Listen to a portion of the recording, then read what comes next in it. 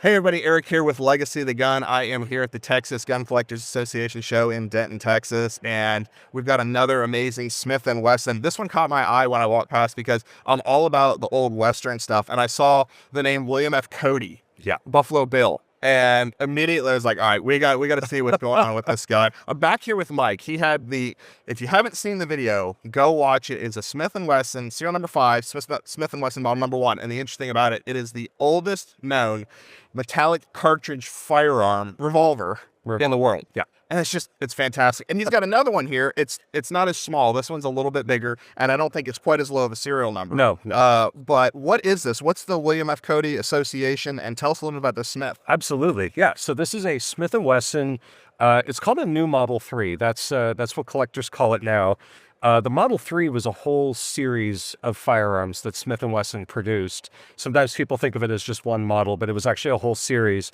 And the new Model 3 was kind of the culmination of that. That was, they took all that they had learned from the new Model 3, or the Model 3 American, and the Russian, and the Schofield, and they kind of put it all together and said, okay, we're going to make kind of the masterpiece single action, and that was the new Model 3. This particular new Model 3 dates to 1886. It was shipped from Smith & Wesson's factory to their distributor in New York City. His name was Marcus Robinson, and Robinson shipped guns all over the world, so that's not entirely surprising.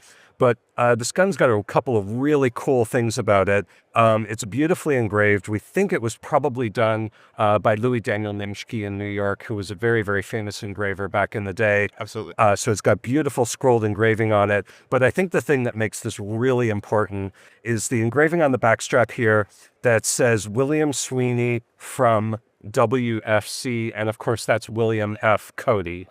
And that's Buffalo Bill. So this gun was engraved for William Sweeney, who was Buffalo Bill's band leader. So This was not just some random guy off the street who wanted a gun from Buffalo Bill.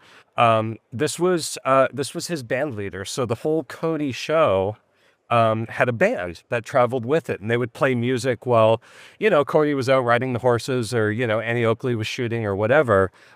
Sweeney was the band leader. He was running that whole part of the show.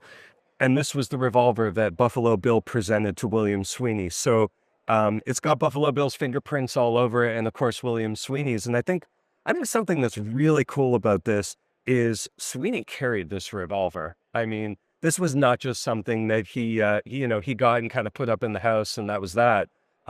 He obviously carried it. He used it. It's got a ton of wear on it. But I think this is one of those guns that wears that wear really, really well. It does have traces of the original bluing on it. We know that it had a blued finish.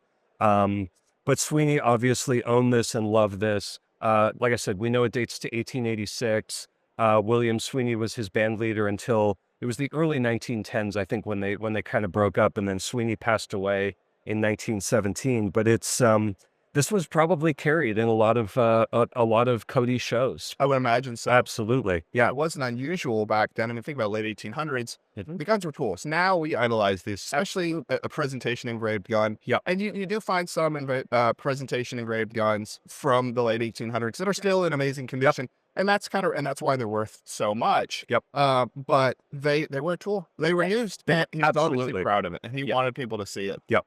So it's got, the grip's got a little bit of a crack in it. Obviously, there's a lot of wear on the engraving, but it still shows really well. It still looks fantastic. Very much. And, it's, like I say, it's got Buffalo Bill's fingerprints all over it. And that's the thing. At that point, when you get into the provenance of the Cody gun, does it really matter to an extent what the condition is, because you just don't have... Now, Cody, he was kind of known. He did give away a lot of guns. Absolutely. Presented them, but they're hard to find, and you don't see them. And, of course, there's a lot of fakes out there, but this is the real deal. This is a wonderful piece. I want to thank you so much for bringing it. You've got a wonderful display here. Thank you. And again, we're here at the Texas Gun Collectors Association show. They always attract phenomenal displays. Everything from Smith & Wesson's. We've got a Remington display. There's a lot of Colts here. There's a lot of Winchesters. A lot of really neat stuff to see. So if you guys are ever around and can check out one of these shows, definitely. It's absolutely worthwhile. And here at the Legacy of the Gun, like I said, this is the kind of stuff we love to highlight. Rare, different, unusual guns. Check out our other videos. Make sure you're following us on all of the social media channels. We've got Facebook, Instagram, YouTube. We post pictures, we do interviews like this. And Mike, thank you again for sharing this with us. That was an absolutely fantastic piece. Congratulations on it. I absolutely love it. If you ever want to get rid of it, maybe we can talk. Absolutely. Thank you guys for watching. Make sure to check out the rest of our videos. Thanks, guys.